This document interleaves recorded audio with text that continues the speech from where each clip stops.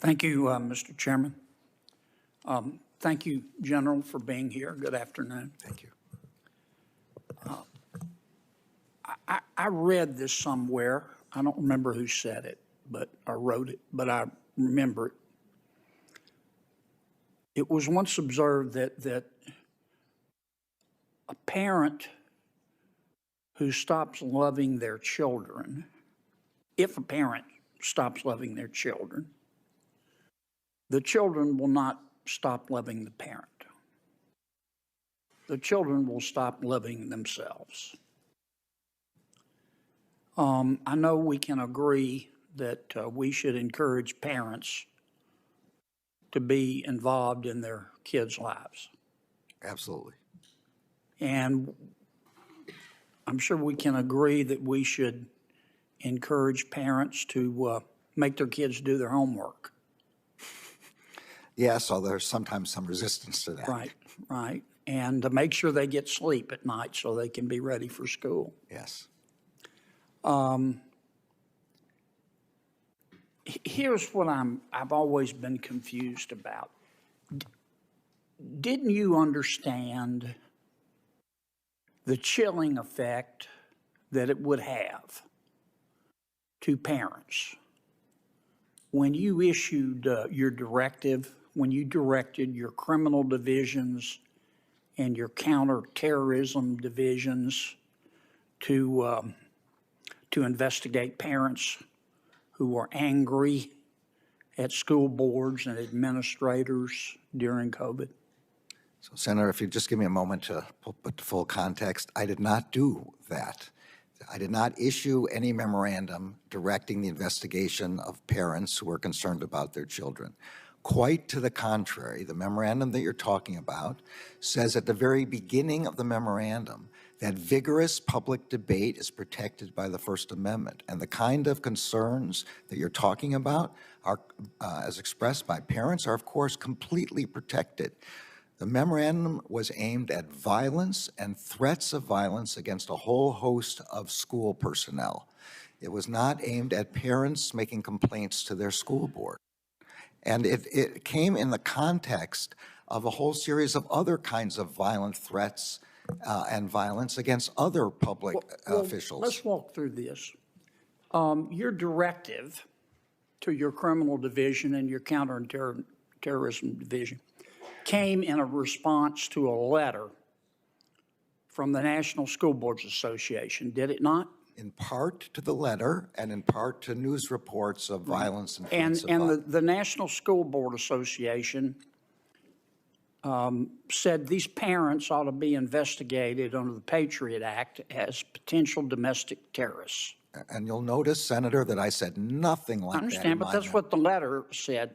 There was a reference to that in the letter, Right. something I disagree with. And your employees helped them write the letter, didn't they? I don't know anything to suggest that that's true. I think it is true. Well, And the White House helped them write that letter, didn't they? I don't know. I have no knowledge about that, but certainly I don't know anything about my employees helping write that letter. So you get this letter from the National School Board Association asking you to investigate parents that your employees helped write and that the White House helped write, and you issue a directive to your criminal division and to your counterintelligence or counterterrorism division to start investigating parents who are angry. What did you think was going to happen? Say again, Senator, that nothing in my memorandum says to investigate parents who are angry. Quite the opposite. It says that the First Amendment protects that kind of vigorous debate.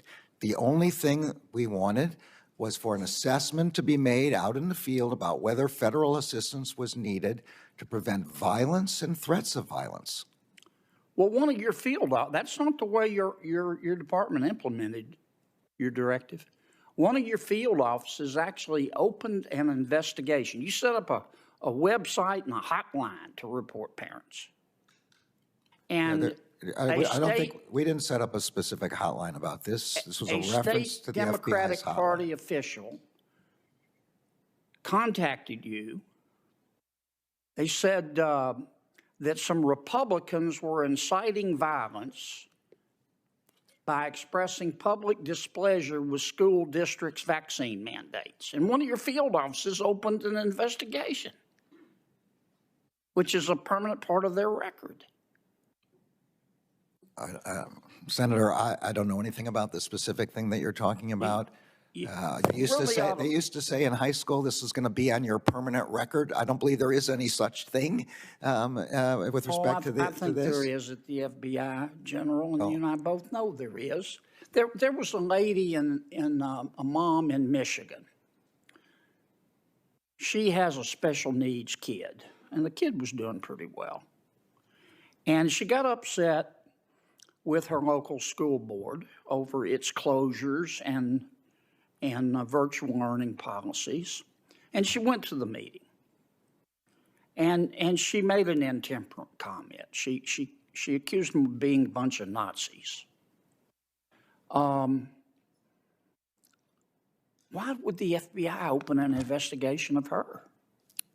Again, I don't know anything about the specifics of the case, but accusing people of being Nazis, while I find bad, is certainly not criminal. It's totally protected by the First Amendment. I mean, I've said that over and over again. This is not the first time we've discussed this. That's not what your department did. Well, this is about the third time I'm being asked about the same memorandum, and each time I've said, and I hope that the senators would go ahead and advise their constituents in the same way, that this is not what we do. We are not in any way trying to interfere with parents making complaints about the education of their children. But don't you understand, General, and I believe you, but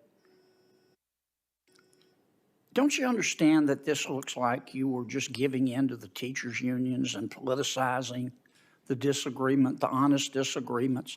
I mean, we only, as a result of some of our school board policies, we only experienced the largest learning loss for our kids in modern history.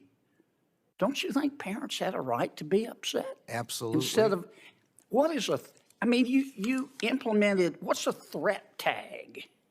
I didn't implement the threat tag. What you're talking about there is a part of internal FBI operations. Yeah. As far as I can. You directed your folks, though, to open threat tags on these parents and investigate them. Yeah, I did not direct that. My understanding from testimony by the FBI is that when somebody makes a complaint and it involves, if somebody gives a tip that a school official is being threatened, then there's, in order to look at trends, they mark it as a tip involving a school official. They have the same set of threat tags with respect to a complaint that suggests somebody is making a threat against a Supreme Court justice. These aren't complaints. These are tips of violence or threats of violence. A threat tag on a parent for being concerned at a school board meeting? It's not on the parent. It's not on whoever. It's on to indicate that a threat was made against, or at least alleged that a threat was made against, a school board member or a school official or a teacher or a school. Some of these turned out to be bomb threats. Senator Kennedy, we're going to have a second round of questioning on behalf of Chairman Durbin, who has gone to vote. I'm going to call on. You're blaming it on Durbin, huh? I understand. I apologize for going over. I take full responsibility. Thank you, General. Senator.